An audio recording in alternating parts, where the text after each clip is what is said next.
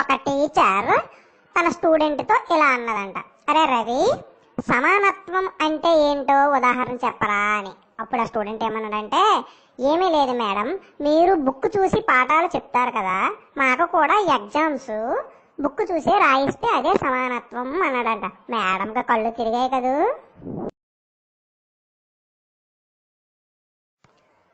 ఒక వీధిలో కుస్తీ పోటీలు అవుతున్నాయంట. అందరూ ఆతృతగా చూస్తుంటే అందులో ఒక్కడ మాత్రం కొట్టు, బాగా కొట్టు, మూతి మీద కొట్టు, పళ్ళు ఊడేటట్టు కొట్టు అని గట్టిగా అరుస్తున్నాడంట.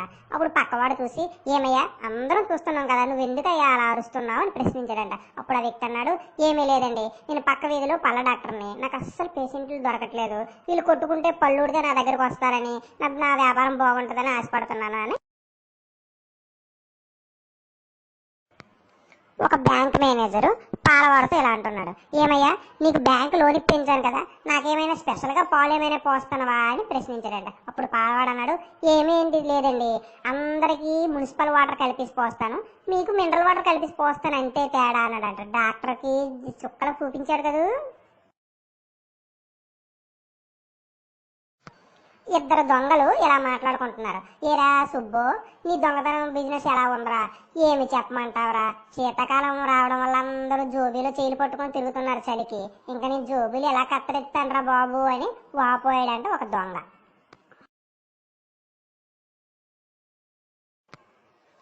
అమ్మా, అల్లుడు గారు ఏరమ్మా కనిపించట్లేదు అని సంక్రాంతికి అత్తారింటికి వెళ్ళిన కూతురుతో అడిగిందంట అమ్మ.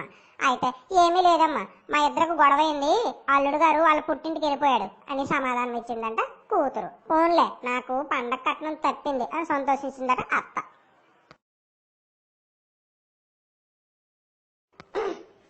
రెండు కళ్ళు లేవు బాబోయ్, ధర్మం చేయండి బాబోయ్ అని అరిచాడు బిచ్చగాడంట. అప్పుడు అమాయకమైన ఆ యజమానురాలు ఏమన్నదంటే, ఏమి చెప్పమంటావయ్యా, ఏమేమంటావు, నాకున్నదే రెండు కళ్ళు, మరి నీకు ఇస్తే నా పరిస్థితి ఏంటి అని ఆపోయిందంట. ఒరే గిరి, పులికి మేకకి తేడా ఏంటి చెప్పురా అన్నది టీచర్. ఏమి లేదు మేడం, పులి క్రూర జంతువు, మేక కూర జంతువు అని సమాధానం ఇచ్చారట. ఓర్ని అనుకుందంట టీచర్. ఒక బిచ్చగాడు పాన్ షాప్ ముందు నిల్చొని ధర్మం చేయండి బాబు అన్నాడంట. అప్పుడు ఇంకా బోని కాలేదురా బాయ్, ఎల్లు అన్నాడంట యజమాని. అలాగా, అతిగో 10 పైసలు తీసుకుని ఒక బీడీ ఇవ్వు, ఆ తర్వాత ఎంత ధర్మం చేస్తావో నువ్వే చెప్పు అని తిరిగి ప్రశ్నించాడంట బిచ్చగాడు. సాపుడు తల తిరిగింది కదూ.